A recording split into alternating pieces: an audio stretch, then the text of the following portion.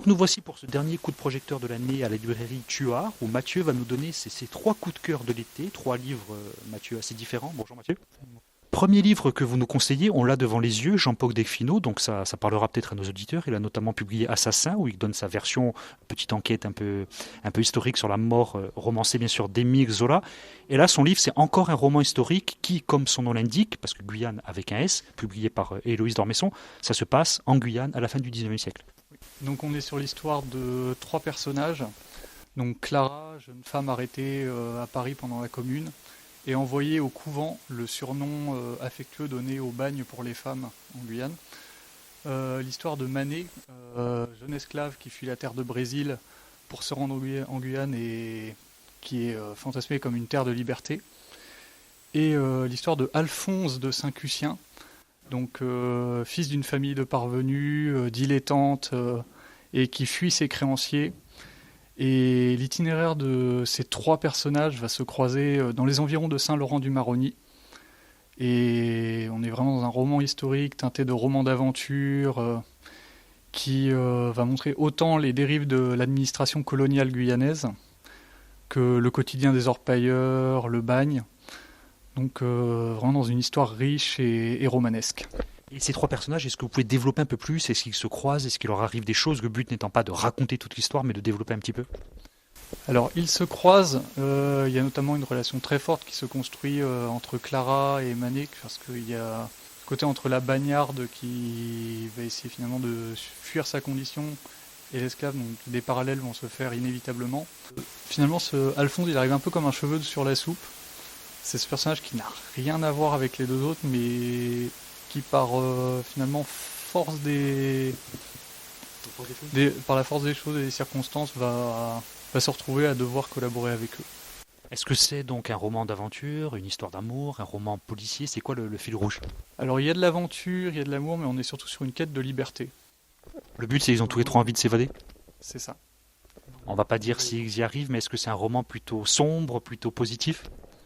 Alors c'est un roman qui a certaines parts sombres, notamment dans son traitement du bagne, mais qui reste très lumineux dans sa conclusion. Et qu'est-ce qui vous a plu? Vous connaissiez déjà peut-être Jean-Paul Delfino pour ses autres livres et spécialiste, enfin, il fait beaucoup de romans historiques. Alors j'avais déjà lu certains de ses livres, notamment sur sa suite brésilienne, et Jean-Paul Delfino ferait preuve vraiment d'une érudition concernant tout ce qui est Amérique du Sud. Et ça se voit dans Guyane, tant on est dans un roman historique qui est pléthorique au niveau des informations.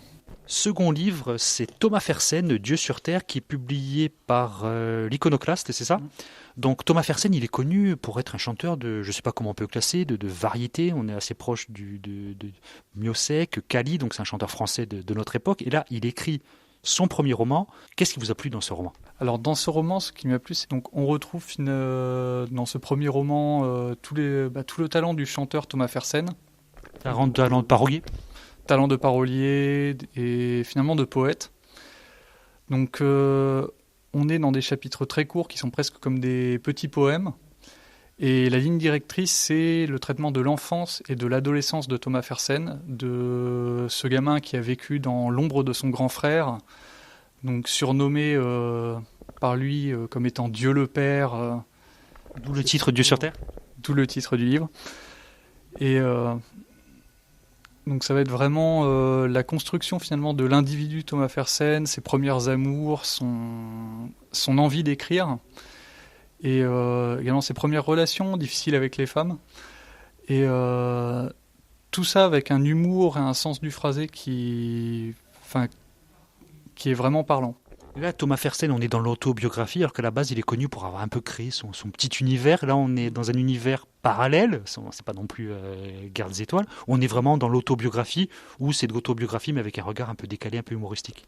C'est ça, parce qu'on sent que l'imaginaire de Thomas Fersen va habiter le réel, et qu'il va colorer un peu comme ferait un autre chanteur-écrivain, Mathias Malzieu, pour enchanter le réel à sa manière. Et Thomas Fersen, donc là, il réussit bien l'exercice de la biographie, l'exercice écrivain? Il le réussit très bien avec brio, parce qu'on est sur un livre frais, drôle, qui se lit vraiment, mais d'une traite. Et je mets vraiment au défi De le commencer, de ne pas le finir. Le livre, il fait à peu près, là on l'a devant les yeux, on doit être dans les 200, 300 pages peut-être. C'est ça. Vous l'avez lu en combien de temps? Je dirais 2-3 jours. C'est rapide en travaillant à côté. Et donc, ce qui vous a plu, c'est vraiment ce côté frais. On voit que c'est écrit en... Est-ce que c'est écrit en alexandrin? Est-ce que c'est écrit en vers? Ça ressemble beaucoup à du vers libre, pour le coup, parce que on sent qu'il y a des alexandrins par moment, mais bon, il y a d'autres moments où Thomas Fersen s'amuse constamment à éclater un peu la structure, autant du roman que de ses phrases. Et donc, vous auriez envie qu'il écrive un nouveau livre, peut-être qu'il y ait une suite à ce livre, où là, c'est vraiment centré sur son adolescence, sur son enfance et son adolescence, si j'ai bien compris, le rapport à son frère aîné, les premiers émois amoureux. Est-ce qu'on pourrait imaginer une suite? Alors, Thomas Fersen a écrit un autre livre récemment, un album pour jeunesse, dont le titre m'échappe, je crois, c'est Les Petits Sabots. On vérifiera. L'éditeur. Mais j'ai l'impression que Thomas Fersen se lance dans l'écriture et c'est positif. Mathieu, donc nous sommes chez Tuard, troisième coup de cœur de l'été. Ah ben justement, on approche des beaux jours, on approche des vacances estivales. Un coup de soleil de Serena Giuliano, là ça sent l'Italie. C'est édité chez Robert Laffont. On voit ce qui ressemble à, je dirais, une vieille ville italienne, voire Venise, c'est ça en couverture? Ça ressemble à Venise, mais c'est Salerno en fait, donc c'est une vieille ville. Et il y a de l'eau qui coule entre les vieilles bâtisses en pierre, ça sent le soleil, ça sent l'Italie. Qu'est-ce qui vous a plu dans cet ouvrage? Alors, Serena Giuliano, je l'ai découvert grâce à une collègue. On est sur une autrice française qui s'amuse énormément à mettre notamment des titres de chansons dans ses titres. Donc, Sarah Perchitiamo, vendu à de nombreux exemplaires? Oui, tout à fait. Qui est également un coup de cœur d'une collègue et un coup de soleil qui nous rappelle Richard Cochiant. Oui, j'ai attrapé un coup de soleil et tout. Et donc, est-ce que c'est un roman d'été ou c'est juste un prétexte? On est sur un roman d'été, également. Enfin, on part du quotidien d'une femme de ménage. Chaque jour de la semaine, elle est dans une famille différente. Et finalement, son quotidien va être le prétexte pour raconter toutes ces familles.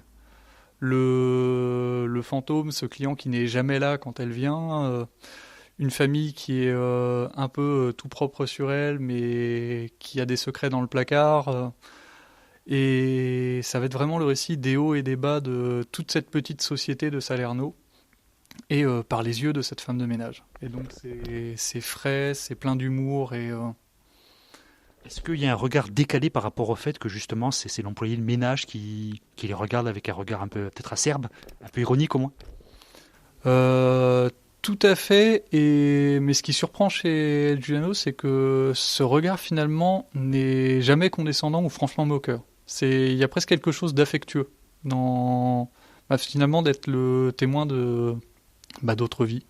Et que ne les juge pas? Non, pas vraiment. Et donc, par contre, l'autrice a l'air jeune, c'est pas du tout autobiographique. Non, c'est pas du tout autobiographique. Ça fait déjà 2-3 romans qu'elle a sorti. Il y avait eu Mama Roma notamment. Mama Maria. Mama Maria. Prix Babelio 2020 et prix Machiavel du roman Cercle Léonard de Vinci la même année. Ensuite, il y a eu Luna, et donc on voit que cette femme de ménage, elle a des enfants aussi. Ça joue un rôle important, le fait qu'elle doive s'occuper de 2 jumeaux. Oui, parce qu'on voit que c'est... Malgré un quotidien très chargé, on est dans un personnage qui finalement semble porter énormément sur ses épaules, mais qui a un regard jamais réprobateur sur le monde et qui est finalement très optimiste. Donc c'est un livre léger, un livre d'été? C'est un livre léger, un livre d'été... feel good, comme on dirait également. Et parmi ces 3 livres, lequel a votre préférence? En ce moment, je dirais Guyane. Guyane, pourquoi? Peut-être le côté un peu plus sombre, un peu plus historique, c'est une appétence personnelle? C'est une appétence personnelle parce que j'ai un goût vraiment pour le côté souffle romanesque sur ce genre de roman qui me rappelle notamment ce que peut faire Pierre Lemaitre, par exemple. Donc, Pierre Lemaitre qui a notamment écrit Au revoir à jamais... Au revoir là-haut, pardon, oui.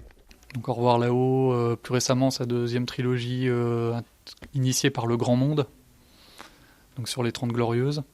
On est vraiment sur un peu de la critique sociale avec une écriture assez simple, d'ailleurs assez populaire.